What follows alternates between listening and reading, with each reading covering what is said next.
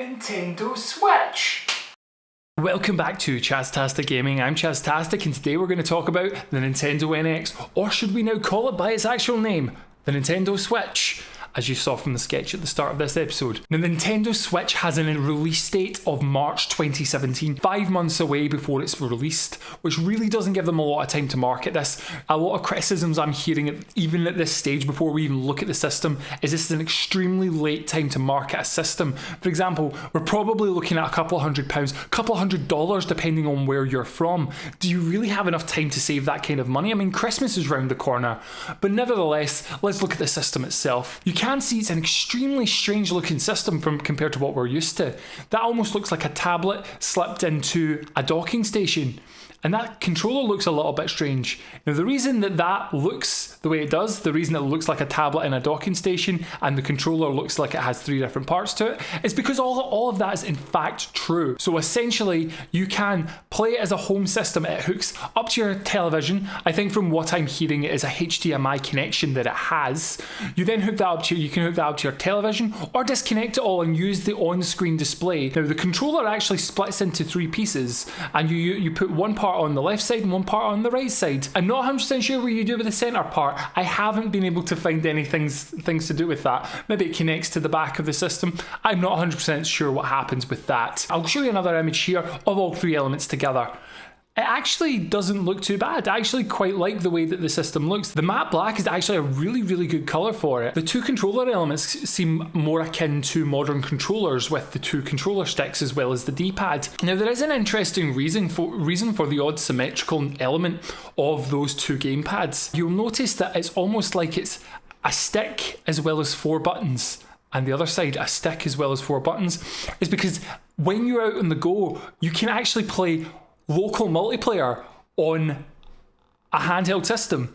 Now, the screen, I'm not too sure how comfortable that would be for a lot of people to crowd around one screen like that, but at the end of the day, it's only 2 controllers, and if there's only a couple of you, I do remember when I was younger playing things like playing emulators on small laptops with a couple of friends. That was always a little bit uncomfortable, but it's definitely a fantastic idea. This is really driving the point home that Nintendo love their local multiplayer and they have a huge drive for it. Local multiplayer is something that I feel really, really needs to have a lot more of a resurgence. It might be part of me coming from a large family. I have 4 siblings. Being able to share the experiences has been part of what Nintendo have always been about, and the local multiplayer elements of that really show that, and the fact that they've not left that behind, even in this sort of you probably would have got away with leaving it, but it's still a nice addition. Will a lot of people use it? Well, I guess only time will tell. It's a good thing. Like, it's a really good thing to have.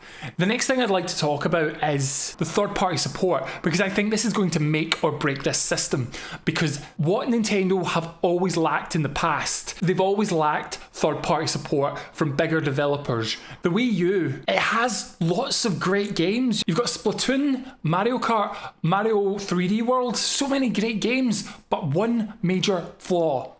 They're all first-party titles. Now, what that does mean, they'll have a few good games, but there's huge gaps in the library. They just aren't releasing enough content to stay relevant. Yes, Mario Maker's great. Yes, Wind Waker HD is fantastic.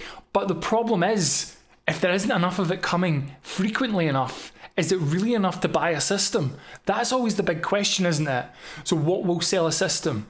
I was looking at the third-party support and the massive list, which I'll show on screen right now.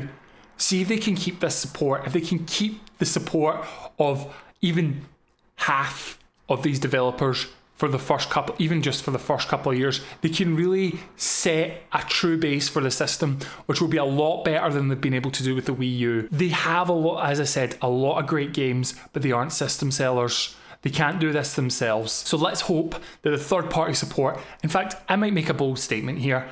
I would actually say if they can retain their third-party support, that support might in fact save the system and make it relevant, even within this day and age, where it's again an underpowered system. And if you've liked what I've talked about, please hit subscribe, like down below, and comment what you think about the NX. But I've been Chaztastic of Chaztastic Gaming. You have a fantastic day. Bye.